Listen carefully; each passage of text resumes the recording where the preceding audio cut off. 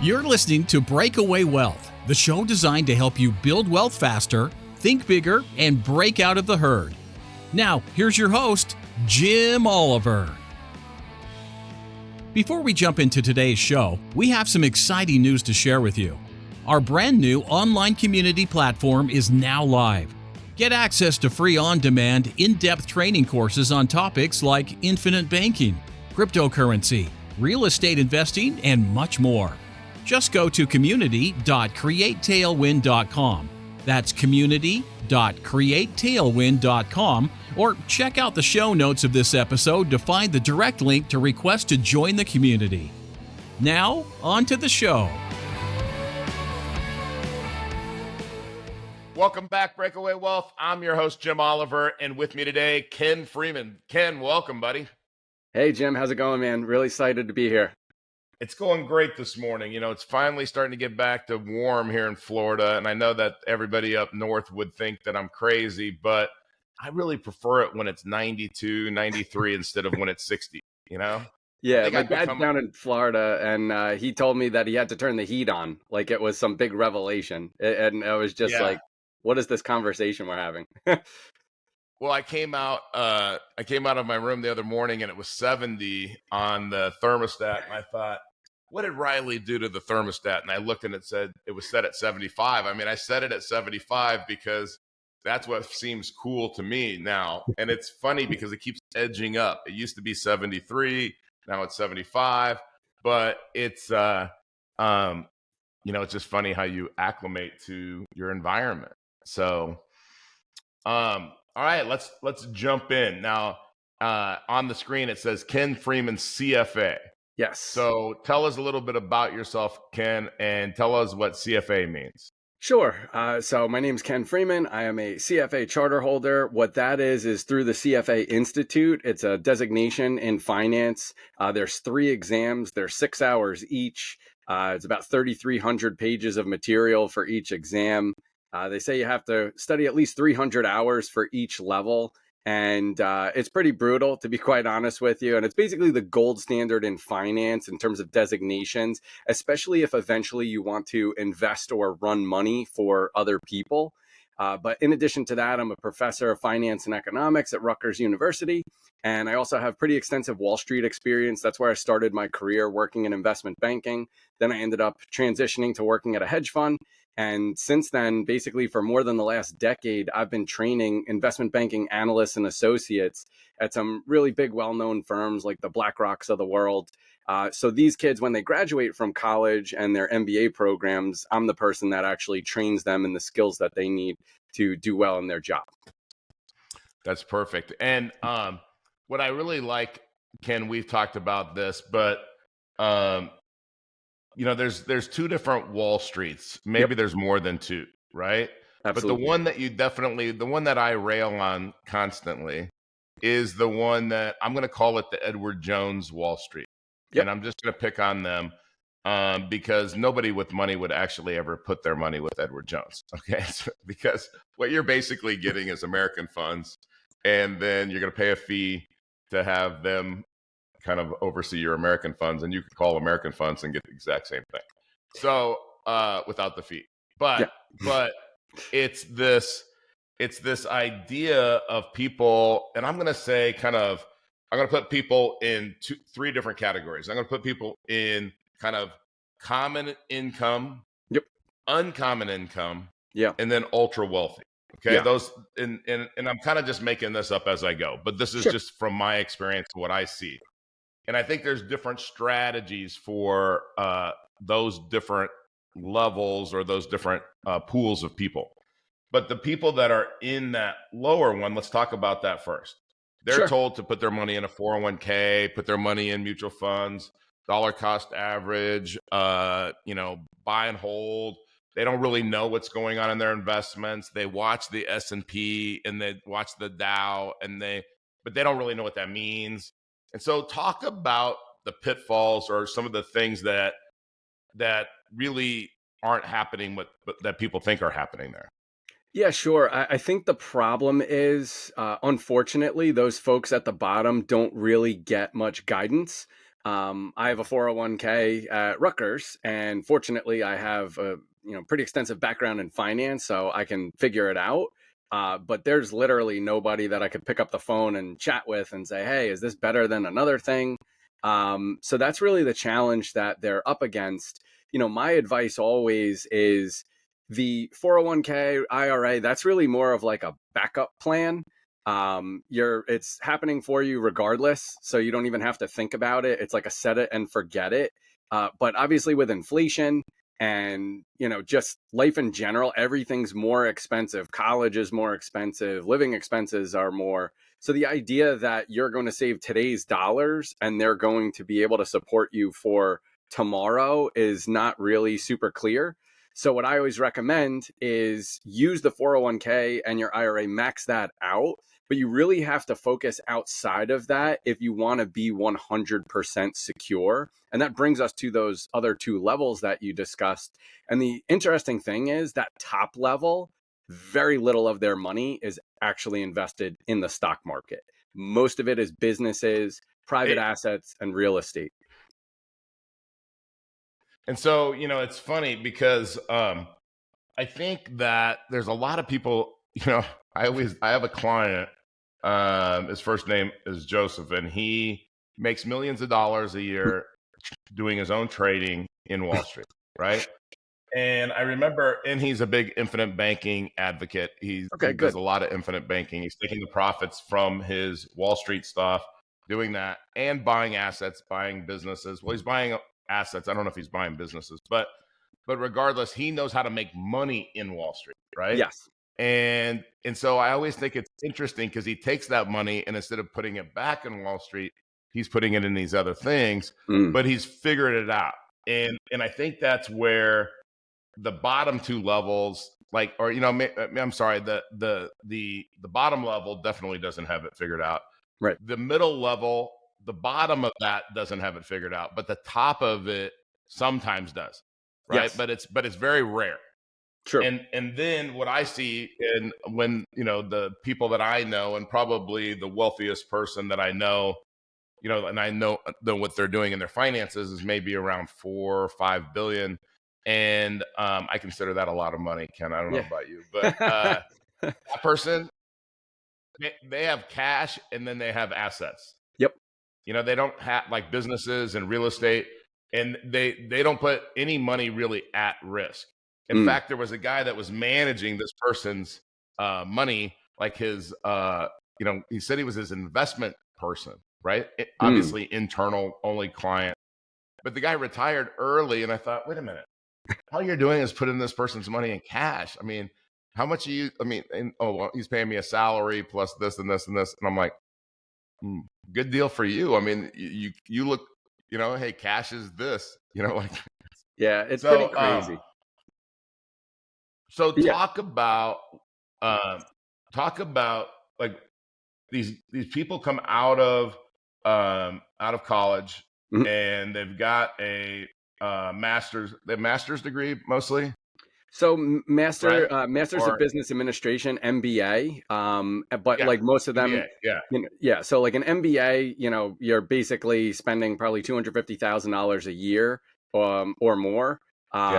When you include all the costs and the opportunity costs. So, you're spending $250,000, $300,000 over the course of a couple of years, and you're also not making money over that time frame. So when people get that degree, they don't realize it's actually a swing of like $400,000 or $500,000, depending on what they're making.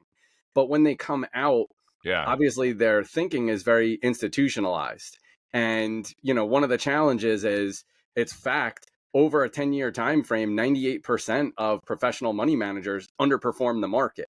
So this is why the recommendation is always, dollar cost average into the S&P 500. And I think there's a part of that definitely makes sense.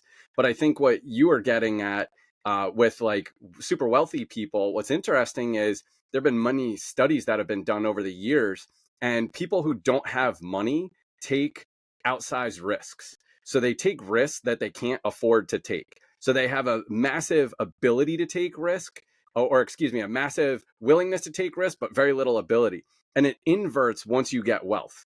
So those individuals have a Right. massive ability to take risk, but very little willingness. And what's interesting is statistics also show family offices, people that are like centimillionaires and above, the average return that they make Yeah. is 7%. Right. And that's Yeah. not that big of a return. And from real estate and businesses and all the things that we've discussed, 7% really, that's it. But they're focused on the actual amount, the dollar amount that they're making, not the return. So if 7% equates to $20 Perfect million, point. it's $20 million. It's the volume or the velocity.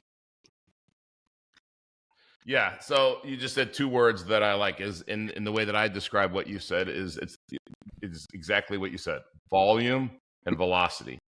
Right. And so Huge. talk about velocity because I don't, sometimes we talk about that with infinite banking, but I want you to talk about it just from a, just kind of a more from a, not a generic standpoint. What am I trying to say? Like Yeah, just a financial term standpoint. sure. Because Absolutely. So people think when you think of velocity, people think of like the scientific term, and that's not what we're talking about. Right. So when you think about it, right, there's certain investments where you invest, like a venture capital investment, like Shark Tank. They're making an investment and it's either going to work out really, really well or not going to work out at all. So that's like very little velocity.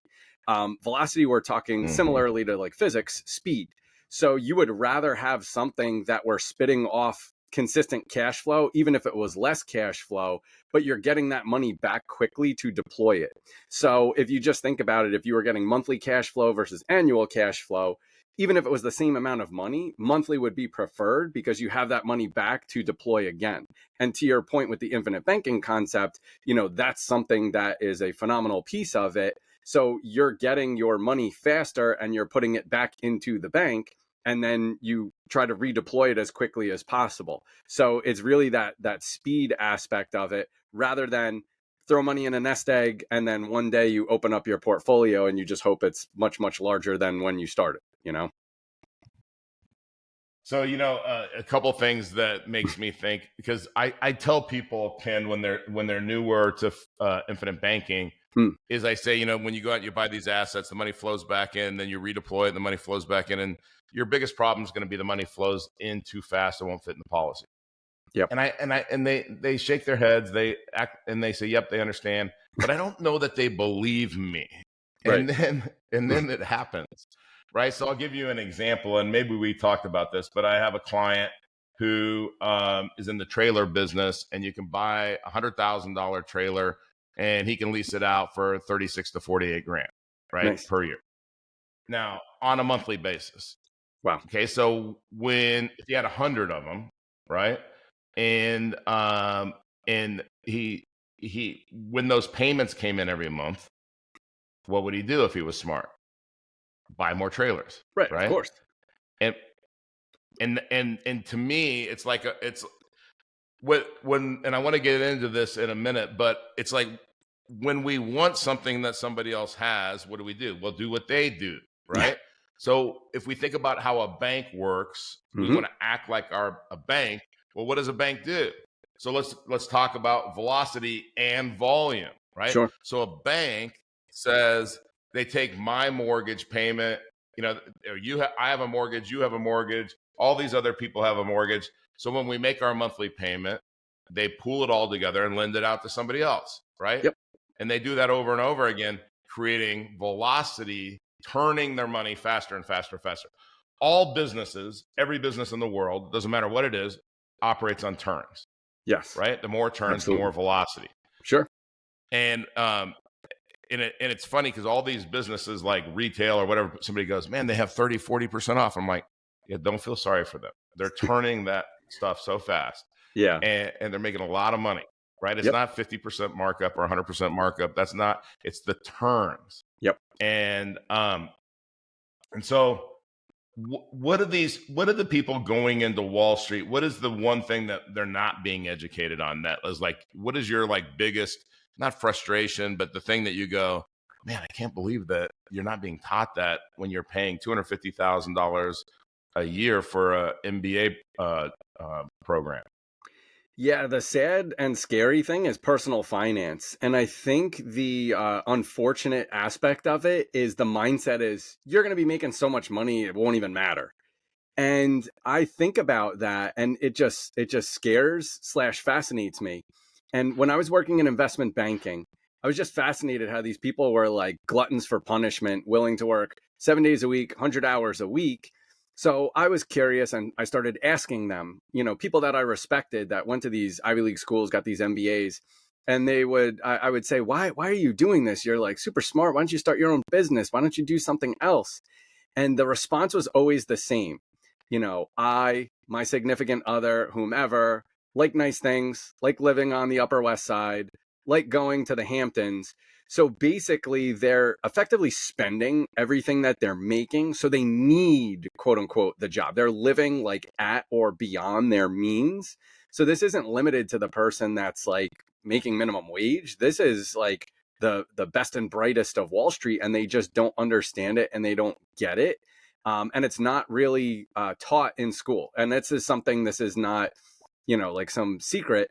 It's a fact. Like, we do not teach personal finance. I work at a business school. We do not teach personal finance. It's not part of the curriculum at all whatsoever. There's not a class that you could take. And we've actually discussed it for years. Like, you know what? We should have a course on basic personal finance, like blocking and tackling, balancing a checkbook, stuff like that. And I know there are some high schools that have that, but that's probably the biggest misnomer, is that people that come into finance understand how to invest and how to invest for their future, and the vast majority do not. Most of them have the mindset like, I don't even need to contribute to a 401k because I'm going to make so much money it won't even matter. And that to me is very scary, because I kind of look at the 401k and the IRA, like I mentioned earlier, more or less an insurance policy. It's kind of like, hey, everything else doesn't work out, you still have that to fall back on. But if you're really smart about managing your money, I mean, I wish, investment, the infinite banking concepts were taught. That would be phenomenal for people to learn, because it doesn't matter what your age is. It doesn't matter what your income strata is. And it's something that you can utilize powerfully. And I mean, way more success stories than I do. And I think that's the thing. On Wall Street, it's always like, yeah, I got a guy. It's like a Jersey thing too. I got a guy. And the problem with Yeah, that yeah. is they might not be the best person to allocate your funds. I always think to myself, if I want to become a decamillionaire, is the person that's advising me, are they a decamillionaire? And when the answer is no, and they're not even like a millionaire, then I start to say, wait a second, you're telling me to do stuff that hasn't proven true in your own life. Now I'm kind of suspect. Now it's like, I want to see what your net worth is when you advise me, because if you're further down the path, then I could say, oh, okay, I trust your judgment. So that's why, like, people take advice from Warren Buffett, right? He's a centibillionaire, Yeah. right? I think he's figured it out by now. But the average, Yep. Joe and Jane that's on the internet, it's kind of scary that people are listening to these folks. But the scary part is these like masters of the financial universe are very clueless when it comes to personal finance. Scary. Well, they can be, right? Yep. At some point they can be, but to your point, it's funny. My life kind of changed when I had, I started buying companies. I started doing this stuff, Yep. and I thought I really just at the end of the year know what is coming in and what's going out, and I look at my tax return. I look at the P&Ls from the different companies. And so what I decided is I hired one person Mm, to just do a personal P&L every month. nice. And she gathers all the stuff from all the different companies and puts it on a balance sheet of, here's your P&L personally for the month. And and uh thankfully I'm in a position where it always looks good. It's just a matter of how good it looks. Yeah. And I never ever spend anywhere near as much as that comes in. To your Huge. point before Yep. is, when I tell people that, you know, I don't really focus on money anymore because my lifestyle is not that fancy, right? I mean, Yeah. I have a nice country club. I drive the car I want. I live in a house that I want. It's like I know how much money I can spend and I can't spend. You know, Yep. I'm still so frugal in some things like flying private. You know, if we got 8 Yeah. guys going, I'm in. If it's like Yeah, 3 of totally. us and it's, 30 grand a piece, I'm like, I don't want to do that. Yeah. So, um, but okay, so we talked about that lower group, Yep. and what they should do is do the common things. I mean, if your income is common, you don't want to do uncommon strategies because you might get burned, Yes. right? But if your income is uncommon, like that middle group for now, Yeah. right? And let's call that, a couple 100,000 to a few $1 million a year, right? I Sure. mean, you're not ultra wealthy. I know that some people, that sounds really ultra wealthy, but I'm just telling you, in the big scheme of things, it's not, right? And Agreed. so those people, what would you recommend for those people? Yeah, so I would say for those individuals, I'm a huge fan of real estate as an asset class. And that is one of, honestly, the best overall from a returns perspective, a taxation perspective. You have depreciation to shield your income. You have appreciation, which is going to happen just by, its very nature. It's just a phenomenal asset that everyone can relate to. I think that's the other aspect of real estate is everyone can relate to it. It's not the same as breaking down a company, understanding a business, crypto, all of this stuff. So I think that next tier, that is really the pathway. You want to kind of move away from public markets and try to focus on private. And that's where real estate comes in. So if I'm investing in real estate on Wall Street through a REIT, a real estate investment trust, that's going to move up and down every single day. But when you buy a property, the price or the value of that doesn't change up and down every single day. In fact, there's obvious liquidity issues with that, because if you wanted to sell it right away, you couldn't. You'd have to take a massive discount. But that's really the value that the public market gives you. So I would say that next tier, that's where I would focus my time, effort, and attention, assuming that they're still working. Real estate, something that they can do on the side and build a nice portfolio. And it's not going to acquire a ton of time, effort, and attention. I'm also a big fan of, cash flowing businesses to the extent you have the time. Like I previously owned a laundromat and a pizzeria. I think a laundromat, self-service car wash, any of those cash businesses are feasible that a person could have a regular job and then also manage those as well. But you have to have a plan in place. You have to say, I'm going to get 10 of these so that I could replace my income and then focus on this, full time. But if you're just like, I'm going to work until I retire and then do this on the side, that's when I would say, you know what, avoid the businesses and focus more so on real estate at that point. So, I love that, because I think that the audience and most of us are either in that middle category or want to be in that middle category, right? Sure. And so the thing that I see is that people get into that sector, like real estate, buying businesses, and they don't really know what to do. And it's where, you're an educator, right? You're a professor. It's how do you learn anything? Well, like Yeah. your students, again, I wasn't a great student, Ken, so maybe this isn't how it works. But, All you good. go in, you're supposed to have some reading done before the lecture, right? So you study, you read a book, and then you go and you listen to the person that knows the material better than you, explain the book to you, the material in the book, and then you ask questions. And then they give you an assignment kind of as proof of concept that you understand the material that you read, that I explained, that you asked questions about. Now prove it to me that you understand it, either through a quiz, test, or project, right? Yeah. Is that fairly accurate? That's how So most education why would you is. Yeah. think, is that how your education is? So actually it's not. That's why I was smiling as you were telling me that. Okay. So I actually, Yeah. and it fascinates me that, the students get like blown away by this. I don't teach from a book. So when you Good. show up to my class, you don't have to buy a textbook. We literally start with a blank Microsoft Excel spreadsheet and we build a financial model from scratch. And the cool part is I teach in the MBA program as well as the undergrad program. And the MBA program, I do have a lot of alternate route folks, people who are teachers, musicians, et cetera, that don't have any finance background whatsoever. And I teach them everything that they need to know: finance, accounting, Excel, corporate finance. And that I think is so valuable because you're learning as you go. And I'm teaching everybody based on how we all learn. So it's not the typical memorize, regurgitate for a test, which is multiple choice, because that's not applicable to the real world. So I actually hate that type of teaching. There are classes I've taught in the past where I have to stick to a curriculum and stuff like that. But the classes that I teach, financial modeling, I literally build it from scratch. It's like we're building a house. We show up, there's nails, there's 2x4s, there's bags of concrete. And it's like, all right, we're going to build a colonial. Everybody, get your gloves on. Let's rock.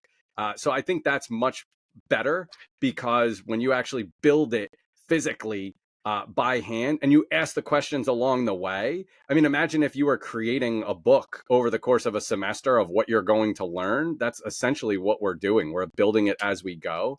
And I find that to be way more effective. And I've had students say, like, I've learned more in this class than my entire MBA, than my entire undergrad. And it's kind of like a mini MBA in and of itself as a result of that, because I have to be able to field any question that anybody has, whether it's, the management of the company, how they allocate the capital, et cetera.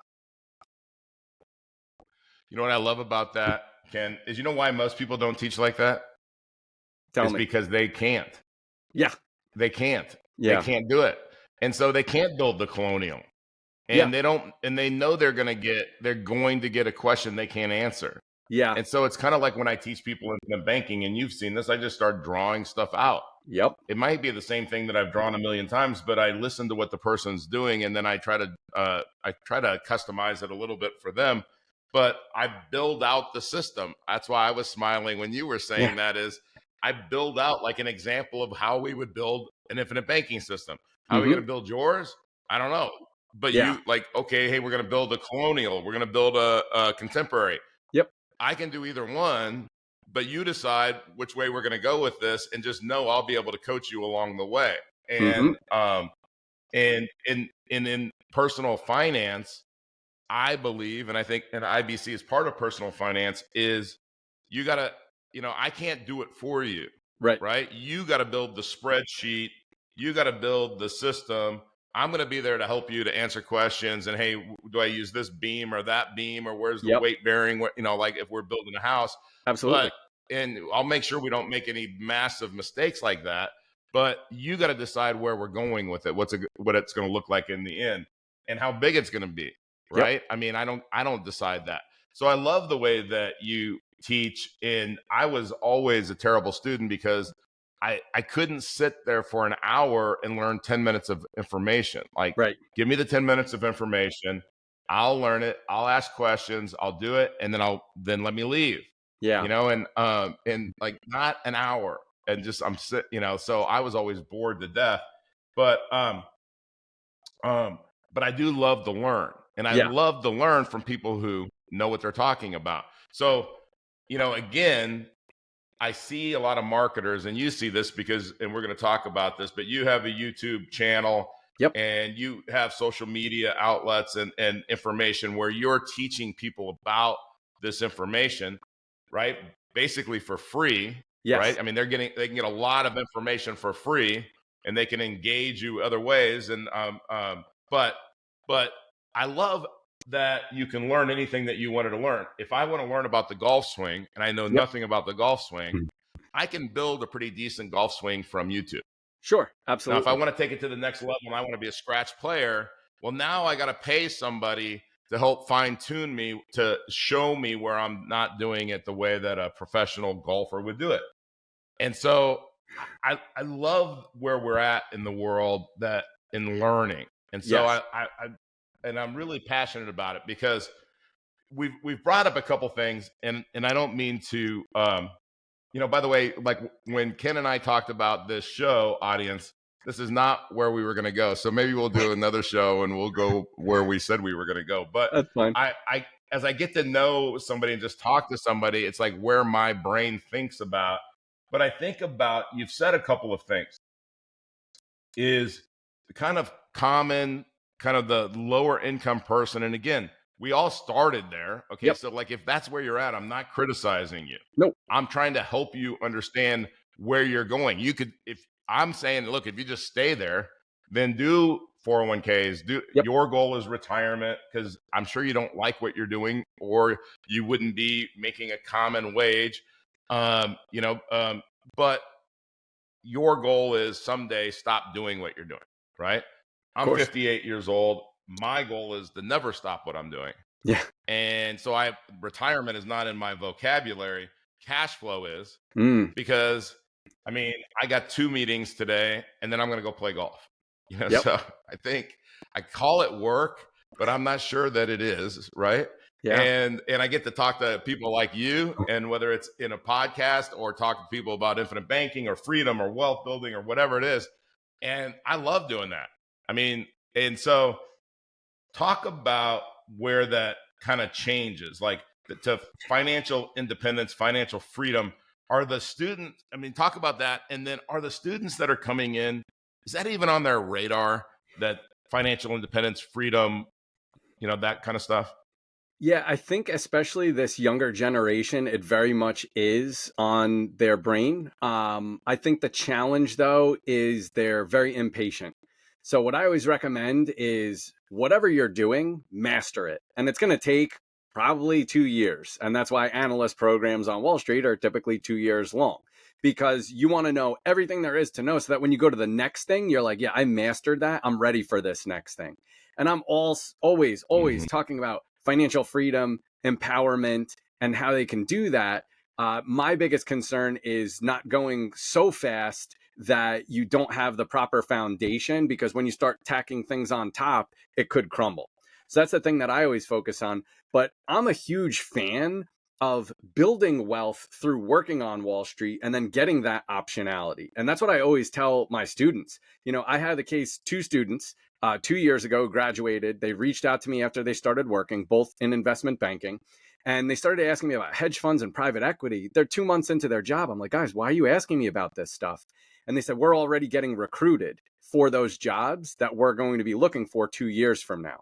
So I gave them advice. Long story short, one got a job at a hedge fund, one got a job private equity, and $350,000 to $400,000 for those jobs. And the jobs they were currently working at, $150,000. You don't have to be a mathematician. 150, that's 300, 350, 350, that's 700. That's $1 million in the first 4 years of work. And other than athletes and celebrities, I don't know where you can make that level of capital anywhere in the world. That's why I'm a huge fan of my company, The Road to Wall Street. That's what I focus on, empowering people to get access to and get jobs on Wall Street. You don't need an Ivy League degree. You don't need a network, a pedigree. I could teach you all that stuff. But that, I think, is incredible, because if you focus your career working on Wall Street, just from an hours perspective, you're pretty much working like double what the average person does. And typically they literally will push you out to retire in your early 40s. And that's just the reality. Right. So at that point, you have, 10, 15, 20 million bucks saved. And now it's like, what do I do? But that, I think, is a great unlock for people, and an area of opportunity that I like to focus on. So what I teach on YouTube, for example, or Instagram, is those skills. Like, what do people do on Wall Street? What do people know on Wall Street? So I'm giving people direct access to that. And the funny thing to me is we have such like a wide gap. You have kids that are like 18 years old teaching about finance and they don't know anything, but they have a huge following and they're like charlatans. Then you have the other extreme, the people that do know stuff. Let's say they're like PhDs or experts, what have you. They don't have like the Wall Street experience. So I'm kind of like this right in between, where I have the Wall Street experience and I have the credibility and I'm trying to deliver it to folks. I'm just in the process of building that audience.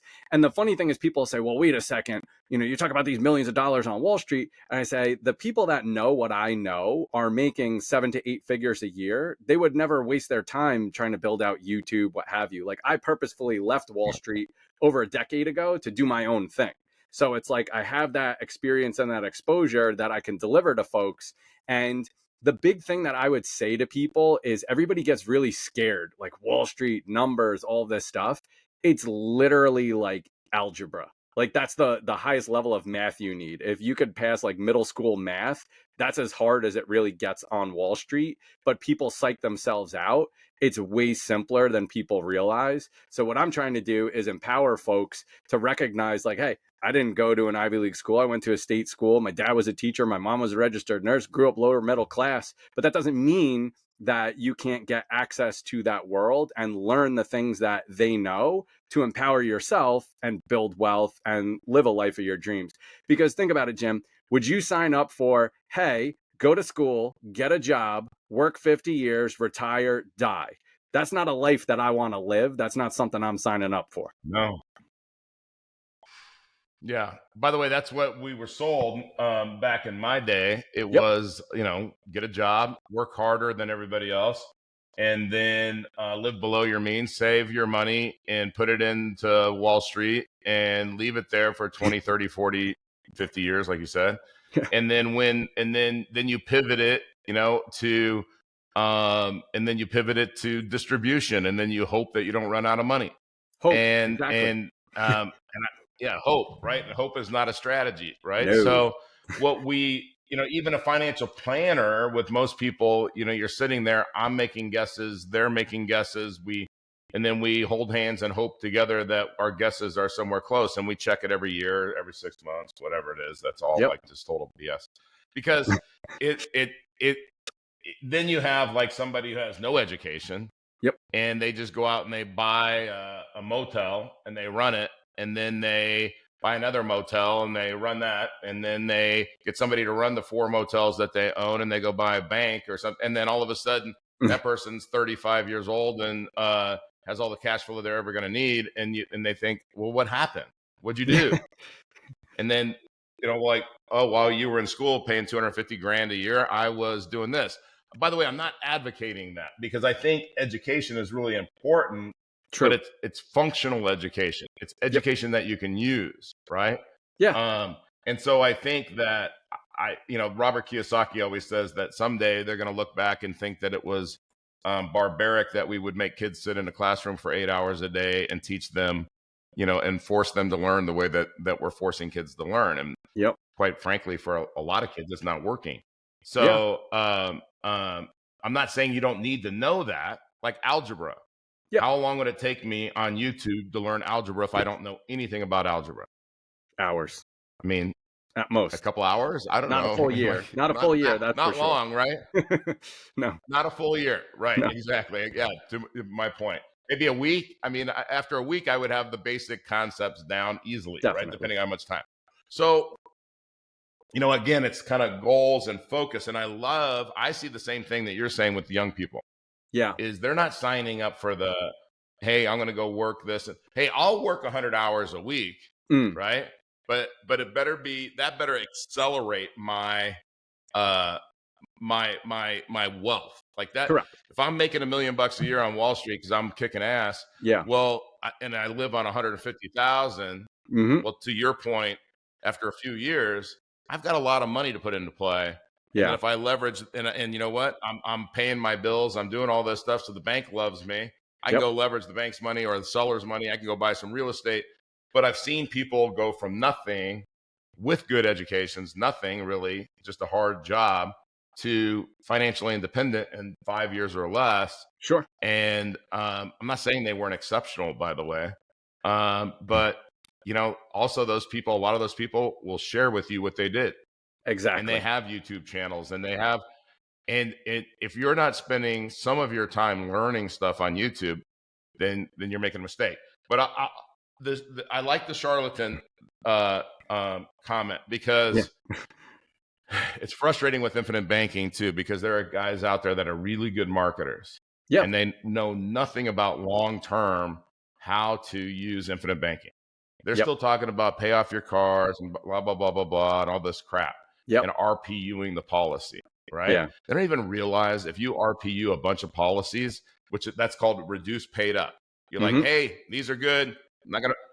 The insurance company will terminate that person. They don't like RPU.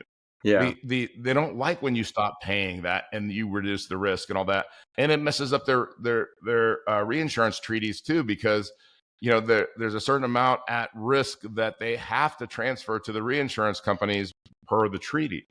And so but there's people out there, after 10 years you RPU the policy because you don't need the death benefit, blah blah blah blah blah.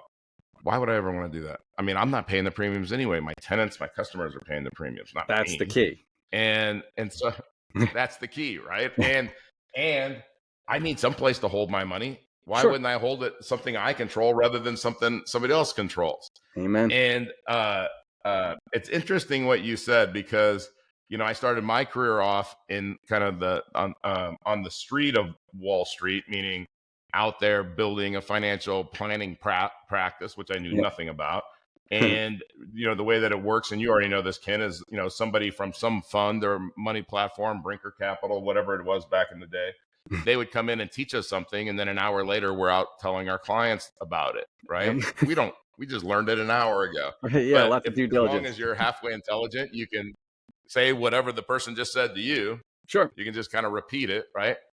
And then back then we're charging 1% management fee, and I mean that we get to keep. And I had 700 million under management. I mean, it's like it's not a bad job, right? And but it wasn't how people were really getting wealthy. Sure. And so that's where I switched to, like, hey, these business owners, everybody that was in my clientele, it was the two things that you said. All the people that were really wealthy. When I say really wealthy back then, I'm just going to say $20 million and up, right? Yep. It was probably maybe a little bit higher than that, but it was all real estate and businesses. Yep. Period. And so you go to the nicest country clubs in Naples, and you hear there's three people. Now there's three people here in that. There's people, business owners. Yep. And when I say business owners, there's a few, and I'm going to throw these guys out. There's a few executives, like they were just the top executive, like at Kroger or something like that. Oh yeah. But it's business owners, real estate investors, and the third one is Wall Street workers, right? Yeah. Hedge fund managers. Totally. And they're the youngest ones in the country club. Hot shots. Because they got out, right? In their 40s. And it's so funny that you say that. So, Ken, again, the experts always tell me how long this thing should go, and it's gone longer. And I feel like we've just scratched the surface, honestly. True. I think it feels like to me, we're just starting the conversation. But for the audience, because I think what you offer, and why I was excited to have you on the show, Ken, is that you offer a totally different perspective. Because I don't want to say everything there is to know about Wall Street, but more than 99.9% of people out there about Wall Street. Yep. Plus you have the education to back it up. Plus you are the professor at Rutgers, taking all of that into consideration. And then you have this perspective that is, hey, ultimately you should buy real estate businesses.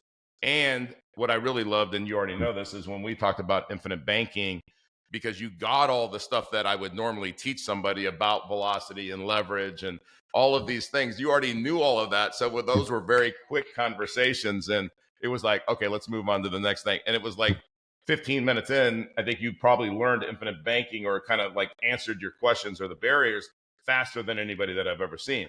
Faster than PhDs in economics that I've seen, because they fight it, right? And you were just like, boom, I got it. And so I was like, we got to get you on the show, and we're going to have you back, because absolutely, I think we could dive into some of these things. But Ken, I want the audience and I want our community, and that's another thing that for everybody that is in the community, the Create Tailwind community, I'm gonna convince Ken to put together a course to give you the basics and some, or courses, kind of help you learn this stuff. And as a member, because I am so passionate about the things that we don't learn. We only get maybe 100 years on this earth. Yep. And we waste so much time with the things that are wrong. We think you could just live your whole life and then go, oh, that was wrong. what I Yeah, was it's a taught was survival wrong. mechanism. That's what it is. It's a survival mechanism. Think about the news.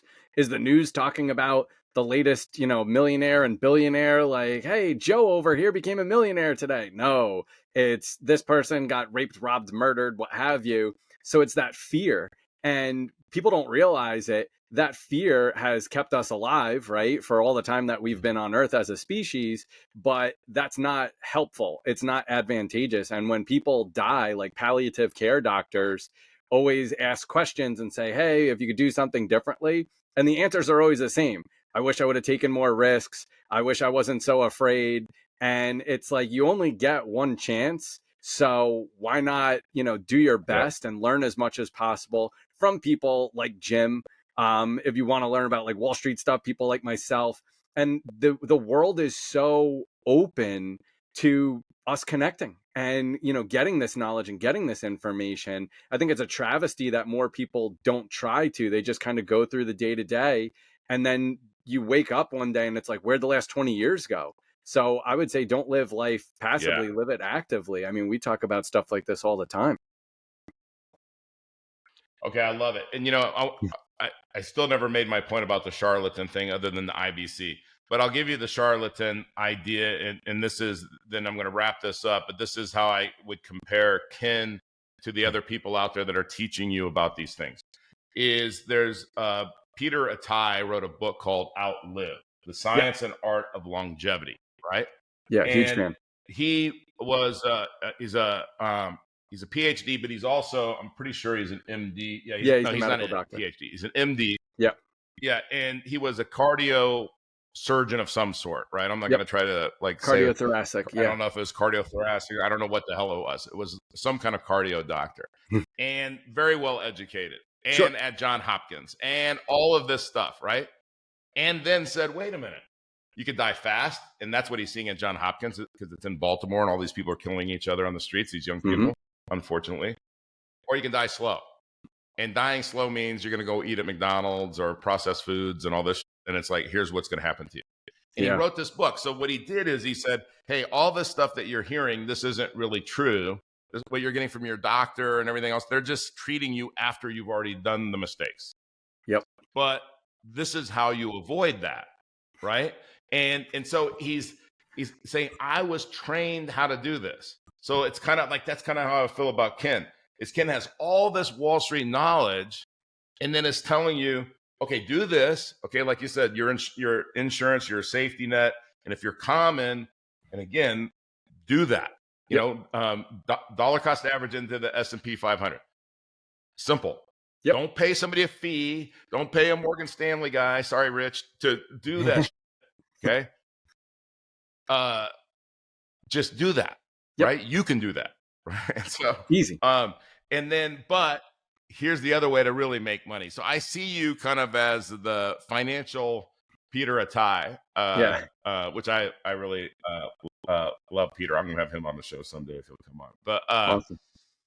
All right. Now that we've gone way over where I said we would go, so I appreciate your time and patience. All good. Ken. So, all right. So I got two last questions for you. First question, what's the best advice anybody's ever given you? Best advice anybody's ever given me is find out who is where you want to be or has what you want and get the information from them. Don't try to figure it out on your own. Learn from others that are where you want to be, and you'll get the best advice possible, and you'll basically accelerate your success as a result. Totally agree with that. By the way, if I had to say, over the years of doing this podcast, that sentiment, everybody's expressed it maybe a little bit differently, is the number one thing for people that are successful. Sure. Which is, again, I loved your point with that with Wall Street, right? Yeah. When somebody says, hey, my CPA says infinite banking doesn't work, or my CPA says I shouldn't do infinite banking. I'll say, is your CPA wealthy?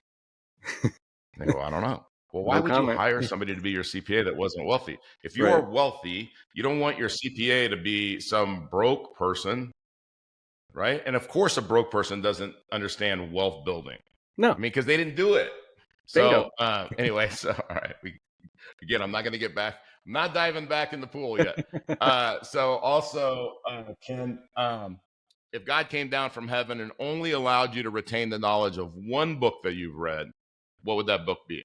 That's easy. The Bible. Bible, basic instructions before leaving Earth. It's crazy. I've probably read the Bible cover to cover over a dozen times. I love that. I have the Bible app. I listen to it every morning, and it really is a living, breathing book. I re-listen to stuff. I'm like, wait, I never heard that before, because it changes your perspective and your perception changes over time. And that's the thing. So even if you are not a religious person, just for knowledge, phenomenal, absolutely incredible.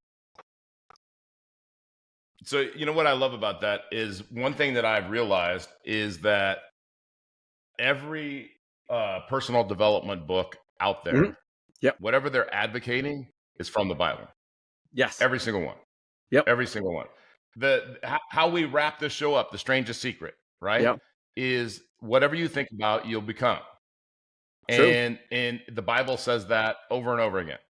But I used to ask that question, and I would say, other than the Bible, right? But then I started thinking, well, why would I say that?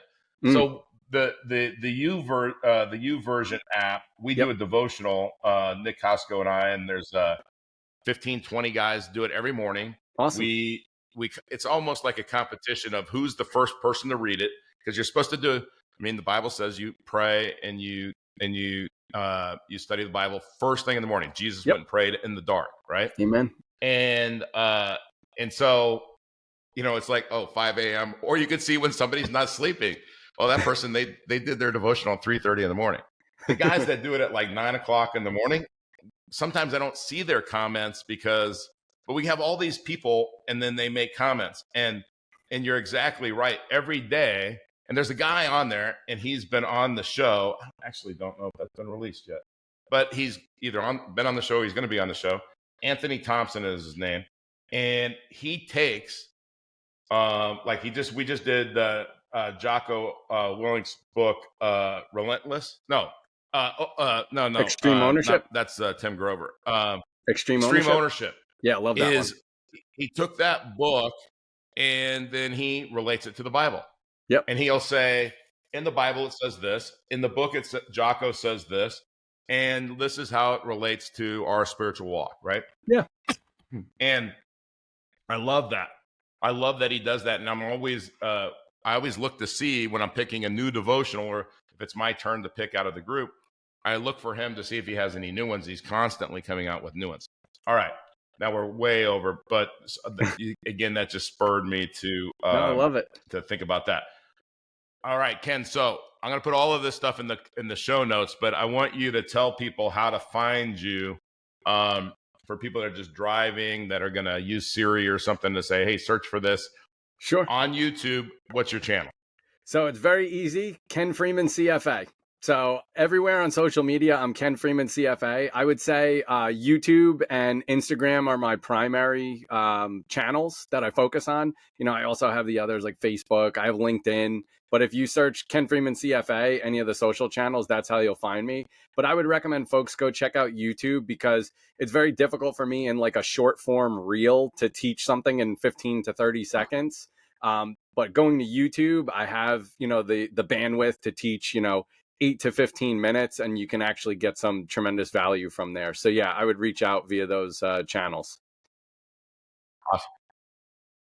Awesome. And then we're definitely going to have Ken back on. I definitely want to have Ken do some stuff in the community, and we can just post some of the stuff that you've already done, or we can break it up into a course. Maybe do like a live Q&A after Absolutely. We've had that up for a while. So audience, and thank you for hanging in there with us for as long as this podcast has gone.